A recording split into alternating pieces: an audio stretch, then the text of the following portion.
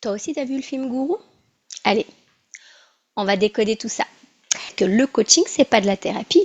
Et quand on voit dans le film, qu'est-ce que la personne fait? Elle pose la question à une personne, qu'est-ce qu'elle a vécu avec son père? Et cette personne a été violée par son père. Et il le dit devant des milliers de personnes autour d'elle. Et il n'y a pas d'espace de sécurité. Est-ce qu'on a dit autour, vous devez pas le dire aux autres, vous devez garder ça pour vous? On est en train de dire aux personnes, là, ici, il y a une proie facile, en plus. Et donc, le coaching, c'est pas de la thérapie. Et donc, quand le Sénat dit oui, le coaching et la psychologie, moi, je suis désolée. La psychologie, on est sur de la thérapie. Si les psychologues, certains thérapient vraiment, parce que les psychothérapeutes sont encore différents.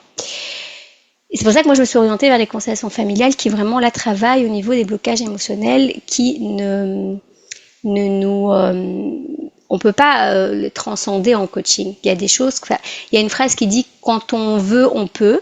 En fait, c'est pas vrai, c'est quand on peut qu'on veut.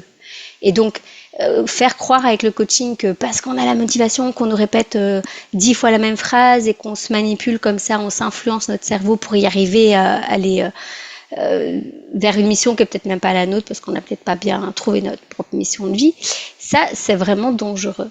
Et donc ici, on se retrouve avec des personnes qui ont des graves problèmes de traumatisme et le coaching, il n'est pas là pour travailler le traumatisme. Vraiment, un bon coach, il connaît ses limites et il peut dire, bah, là, dans cette problématique-là, je vais vous envoyer chez une autre personne